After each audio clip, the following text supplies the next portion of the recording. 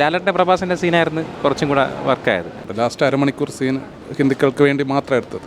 3 മണിക്കൂർ ലാലേട്ടനെ ഒന്ന് കാണാൻ വേണ്ടി വന്നത്. ലാലേട്ടൻ 1-2 സീന് മാത്രമേ ഉള്ളൂ. പറയാൻ പറ്റില്ല. അതായത് ഞാൻ പറഞ്ഞില്ലേ, വിശ്വാസവും ഇത് എല്ലാം ഇതുണ്ട് അതിൽ. ഫസ്റ്റ് ഹാഫ് കുറച്ച് ലാഗായിട്ട് തോന്നി, സെക്കൻഡ് ഹാഫ് നന്നായിരുന്നു.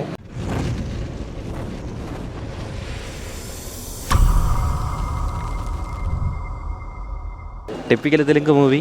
ലാലേട്ടൻ്റെ സീനൊക്കെ വർക്കായിരുന്നു, ഓക്കെ ആയിരുന്നു. ലാലേട്ടൻ്റെ പ്രഭാസിൻ്റെ സീനായിരുന്നു കുറച്ചും കൂടെ വർക്കായത്. ടിപ്പി നല്ല പടമായിരുന്നു. ഓക്കെ മൂവി നല്ല സിനിമ കണ്ടിരിക്കാൻ, വേറെ ബോറൊന്നുമില്ല. റിയൽ ലൈഫ് സീൻസ് റിയലായിട്ട് നടന്ന സംഭവമായതുകൊണ്ട് കൊള്ളാം. നല്ല സിനിമ, ഇഷ്ടപ്പെട്ടു.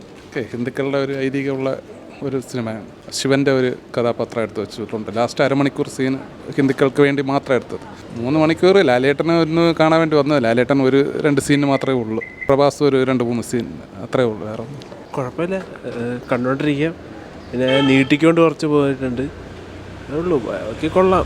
3 മണിക്കൂർ ഉണ്ട്. അപ്പം കുറേ പാട്ടുകളൊക്കെ ആയിട്ട് കുറേ ഉണ്ട്. അപ്പോൾ അത് കുറച്ച് നീണ്ടതായിട്ട് തോന്നി. കഥ കുഴപ്പമില്ല. അല്ല, നന്നായിരുന്നു, ടോട്ടലി നന്നായിരുന്നു. അതായത് ദൈവവിശ്വാസം, ഈ കഥകളിലൊക്കെ ഒരു വിശ്വാസമുള്ളവർക്ക് ഇഷ്ടപ്പെടും ഈ പുതിയത്.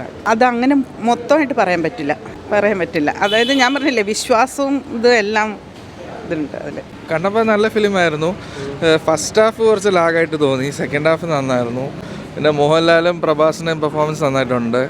പിന്നെ എനിക്ക് തോന്നിയ പാട്ട് മാത്രം 3-4 പാട്ടുണ്ടായിരുന്നു, അത് വേണ്ടായിരുന്നു തോന്നി. ഞാൻ മലയാളം കണ്ടത്, പക്ഷേ തമിഴുണ്ടായിരുന്ന കുറച്ചുകൂടി നന്നായിരിക്കും തോന്നി.